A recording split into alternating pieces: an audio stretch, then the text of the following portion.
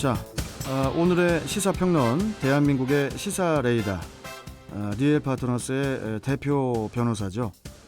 처음에는 대표가 아니신 줄 알았는데 하다 보니까 대표로 알게 됐습니다. 이승기 변호사 나오셨습니다. 어서 오십시오. 예, 안녕하세요. 네. 자, 그나저나 제가 아까 방금 전에 지금 사회적 거리두기 제가 3단계라고 했나요? 그게 아마 새 거리두기 기준으로는 3단계에 해당이 되는데 네. 아직은 이제 새 거리두기 기준이 적용이 되지 않습니다. 지금 기존 거리두기이기 때문에 네, 이제 2단계인 거죠. 2단계. 예, 지금은. 네. 이걸 제가 잘못 얘기를 했네요. 예, 지금은 아직은 2단계입니다. 예. 자, 그나저나 이승기 변호사는 아침에 몇 시에 일어나세요? 아침에 한 6시 정도 일어납니다. 저도 6시에 좀 일어나 봤으면 소용이 없겠네요. 4시 50분에 일어나니까. 그러게요. 자, 첫 번째 이슈부터 한번 가볼까요? 예, 오늘 첫 번째 이슈는 박영수 특검 수산업자 연루 의혹의 불명예 퇴진입니다. 자, 국정농단 사건을 수사한 박영수 특별검사가 어제 사의를 표명을 했어요. 100억대 사기 혐의로 구속이 돼서 재판을 받고 있는 그 가짜 수산업자 김모 씨로부터 고가의 외제 승용차를 제공받았다는 그런 의혹 때문으로 보이는데 어떤 내용입니까? 예, 박 특검은 어제인 7일 이제 사직의 변이라는 제목의 입장문을 내고요. 국민 눈높이에 맞지 않는 처신으로 논란을 야기한 점에 대해 고개 숙여 사과를 드린다. 더 이상 특검 직무를 수행하기 어렵다고 판단해 오늘 사표를 제출했다. 라고 밝혔습니다. 네. 박 특검은 이 가짜 수산업자 이 김모 씨로부터 이 고가의 이제 포르쉐 차량을 무상으로 제공받았다는 의혹이 있으며 이제는 그 청탁금지법 위반이 문제가 됐는데요. 이에 박 특검은 이 렌트비로 250만 원을 지불했다라고 하면서 정당한 대가를 주었으니 문제가 없다는 입장이었습니다. 네. 하지만 이후에 확인된 바에 따르면 이 렌트비 지급 시점이 차량 제공 3개월 뒤였고 그때가 마침 이 김 씨에 대한 경찰 수사가 본격화된 시점으로 드러나면서 이제 의혹이 점차 이제 확산되는 그런 모양새였습니다.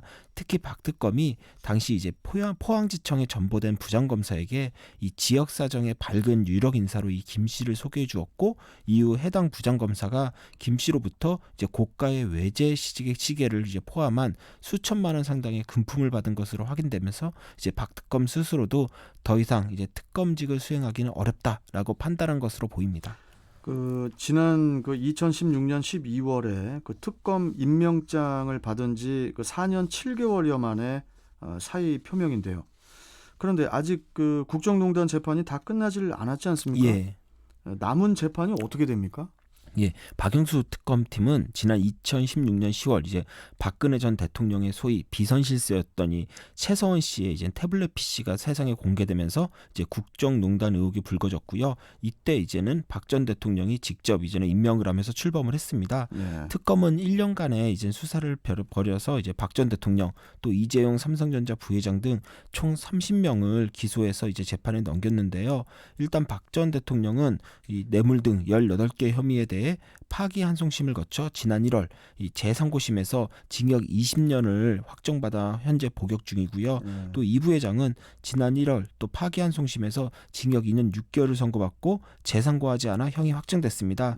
그리고 최서원 씨는 지난해 6월 징역 18년이 이제 확정이 됐고요.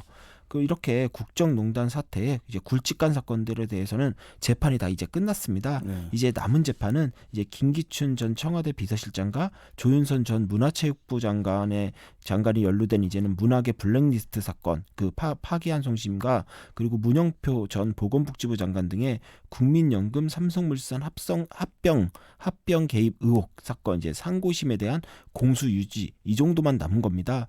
결국 국정농단 사건 대부분이 마무리된 상황이니까 이 박 특검이 여기서 물러난다고 해도 이 남아있는 재판들은 큰 영향 없이 이렇게 진행이 잘 되지 않을까 이렇게 보입니다. 일단 박 특검도 향후 후임으로 임명될 특검이 남은 국정농단 재판을 잘 마무리할 수 있도록 인수인계에 만전을 기하겠다 이렇게 이제 밝혔거든요. 예.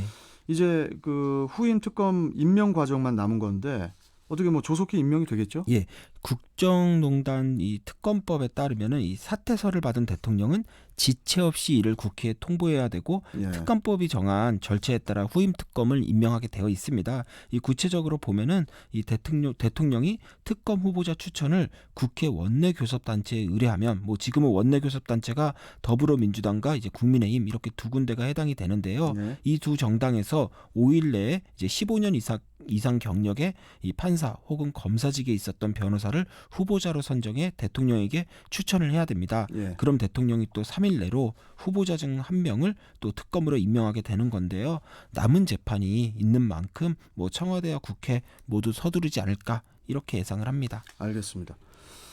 저 이승기 변호사님 잠시 예. 저 오늘의 시사 퀴즈 보기를 우리 청취자분들께 다시 한번 말씀을 드리고 좀 이어가야 예. 될 것 같습니다. 자, 여러분들 제가 보기를 제가 잘못 드렸어요. 1번 3단계, 2번 13단계가 아니고요. 2번이 2단계입니다. 1번 3단계, 2번 2단계 수정하도록 하겠습니다. 또 2부 때 다시 또 퀴즈 드리도록 하고요. 자, 다음 이슈 전해주시죠. 예, 다음 이슈는 4차 대유행 임박 4단계 거리두기 현실화입니다. 자, 코로나19 사태가 도저히 끝날 기미가 보이질 않습니다. 확진자가 뭐 다시 1000명대를 기록을 하면서 4차 대유행까지 걱정해야 할 그런 지경인데 지금 뭐 어느 정도로 심각합니까? 예, 수도권 주간 이제 평균 확진자 수가 지난 2일부터 500명을 넘어섰고요. 네. 어제인 7일 0시 기준으로는 636명을 기록한 상황입니다. 거기에 지난 6일에는 1212명의 신규 확진자가 발생했는데 올해 들어 가장 많고 역대 두 번째로 많은 수이고요. 또 어제도 또 1000명 이상이 이제는 확진자가 발생한 게 거의 확실해진 것 같습니다. 예. 결국 정부 역시도 4차 대유행 초입 단계에 들어섰다고 보고 현행 거리두기 단계를 이제 일주일 더 연장하되 현재의 유행 상황이 더 악화될 경우 새 거리두기를 적용하면서 수도권에서는 가장 높은 단계인 4단계를 곧바로 적용하겠다라고 밝혔습니다. 예. 새 거리두기 기준에 따르면 현재는 3단계입니다. 하지만 기존 거리두기 단계에서는 2단계인 거고요. 예. 하지만 이제 혼란을 줄이기 위해 일단 기존 거리두기 2단계를 연장하는 걸로 한 겁니다. 저 이게 좀 복잡하니까 예. 제가 그래서 제가 퀴즈를 좀 헷갈렸던 거 아닙니까? 예, 맞습니다. 아유, 그리고 이거 참. 그리고 또 이 새로운 거리두기 개편안에 따르면 이 4단계 기준은 하루 발생 확진자가 서울은 389명, 또 수도권은 1000명이 유지되는 경우입니다. 근데 예. 7일 0시 기준으로 서울 확진자가 577명 정도였고요. 수도권 확진자가 한 990명이었습니다. 그러니까 이런 추세라면 뭐 4단계 적용이 이제 목전에 왔다라는 분석이 많습니다. 그 새로운 거리두기 4단계, 이 4단계가 되면은 뭐가 어떻게 달라지는 거죠? 예, 새로운 거리두기 4단계는 대유행 외출 금지 단계에 해당이 되는데요. 예. 이 4단계가 시행되면 일단 사적 모임은 오후 6시 이전에는 4인까지, 그리고 오후 6시 이후에는 2인까지만 가능합니다. 딱 2인까지고요. 또 단 예방접종 완료자는 사적 모임 금지 예외에 적용이 되고요. 또 식당이나 카페는 밤 10시 이후로 이제 포장과 배달만 가능하고 그 밖에 노래방이나 뭐 유흥시설, 목욕장 그리고 실내 체육 시설은 이런 다중 이용 시설이라고 하죠. 여기는 이제는 밤 10시까지만 운영이 가능합니다. 그리고 인원수에 관계없이 모든 행사가 금지되는데요. 거기에 또 1인 시위를 뺀 나머지 집회도 금지가 됩니다. 단 기업의 뭐 정기주주총회와 같은 기업의 필수적 경영 활동, 그리고 국회 회의와 같이 공무상 필요한 경우에만 인원 제한 없이 개최가 가능하고요. 그 외에도 스포츠 경기는 전체 이제 무관중 경기로 이제는 진행이 되고 이제 종교 시설도 비대면으로 운영해야 하며 학교도 원격 수업 100% 원격 수업으로 전환이 되는 겁니다. 이 코로나19 사태의 늪에서 좀 하루빨리 벗어나기를 좀 바라고 그리고 델타 바이러스다 뭐 돌파 감염이다 해가지고 이제 백신을 맞아도 소용없는 거 아니냐 이런 말도 있는데 일단 백신을 접종을 받는 것만으로도 사망률이 크게 낮아진다는 점을 생각하면은 백신은 꼭 맞으셔야 한다는 거 이거 잊으시면 안 됩니다. 예, 맞습니다. 예. 자, 마지막 이슈 전해주시죠. 예, 마지막 이슈는 양육비 미지급 부모 면허 정지, 출국 금지, 명단 공개입니다. 자, 오는 13일부터 고의로 양육비를 주지 않는 나쁜 아빠, 또 나쁜 엄마들에 대해서는 운전면허 정지, 또 출국 금지, 또 명단 공개 대상이 된다고 하는데 어떤 내용입니까? 예, 지난 6일 이제는 양육비 이행 확보 및 지원에 관한 법률 시행령 일부 개정안이 국무회의를 통과해서 이제 13일 시행을 앞두고 있습니다. 예. 여기서 보면 고의로 양육비를 주지 않으면 이 법원이 일정 기간 구치소에 구금하는 이제 감치 명령을 기존에 내렸는데요.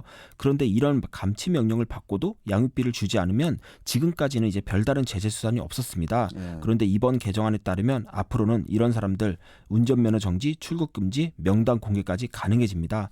일단 일상생활에 불편함을 줌으로써 양육비 이행을 강제하겠다는 게 핵심인데요. 다만 직접적인 생계 유지 목적으로 운전면허를 사용하는 경우에는 이제 예외를 인정받을 수 있습니다. 뭐 화물차나 택시, 버스 같이 운송업, 운수업에 종사하며 생계를 유지하는 분들이 여기에 포함되고요. 예. 그리고 당장 전체 양육비를 줄 수 없는 경우에는 먼저 양육비 채무액 중 이제 절반 이상을 이행하고 나머지 금액에 대해서는 또 이행 계획을 제출하면 또 예외를 인정을 받습니다. 그 양육비는 그 자녀의 생존권을 위한 거니까 반드시 지급돼야 하는데 그걸 이렇게 법까지 바꿔가면서 강제하는 그런 이런 현실이 좀 씁쓸하기도 합니다. 그리고 우리 출경대에도 이제 몇 차례 그 전화 인터뷰로 출연을 했던 그 배드파더스의 그 구본창 대표, 구본창 대표가 이제 소명을 다했다고 하면서 오는 10월에 그 배드파더스 사이트를 폐쇄하겠다는 그런 입장을 밝혔어요. 예, 제가 이제 구본창 대표와는 개인적인 친분이 있어서 예. 지난주에 카톡이 왔는데 이제 사이트 폐쇄 소식을 알려줬습니다. 사실 놀랐지만 또 당연하다는 생각도 들었는데요. 예. 지금껏 우리 법이 양육비를 안 줘도 이걸 받아낼 방법이 없었습니다. 뭐 민사소송을 해도 재산을 다른 사람 명의로 빼돌리면은 의미가 없고요. 그때 이제 구 대표가 이제 배드파더스 사이트를 열고 이 양육비 미지급 부모의 이제 신상을 공개하면서 이 양육비 문제를 사회의 주요 의제로 끌어올렸습니다. 그리고 그 결과 지금 개정안이 나온 거고요. 그렇다 보니 이제 배드파더스의 소임은 다 했다. 남은 건 정부가 이제 이 개정된 법을 잘 시행하는 것만 남았다라고 보고 이제는 이제 사이트를 폐쇄하는 걸로 보이는데 당연한 수순으로 보이고 또 좀 자랑스러운 생각도 듭니다. 예. 구본창 대표가 배드파더스를 운영을 하면서 그 명예훼손으로 고소당하고 또 손해배상 청구당하고 또 그러면서도 이제 양육비 문제 해결을 위해서는 그 사이트 운영을 접을 수 없다는 그런 의지를 보였었거든요. 예. 이제 그토록 염원하던 그 법이 통과가 됐고 또 구체적으로 또 개정안도 시행이 되니까 이제 좀 편히 쉬면서 정부가 좀 어떻게 좀 잘하고 있나 계속 좀 지켜보는 그런 역할을 해주셨으면 합니다. 네.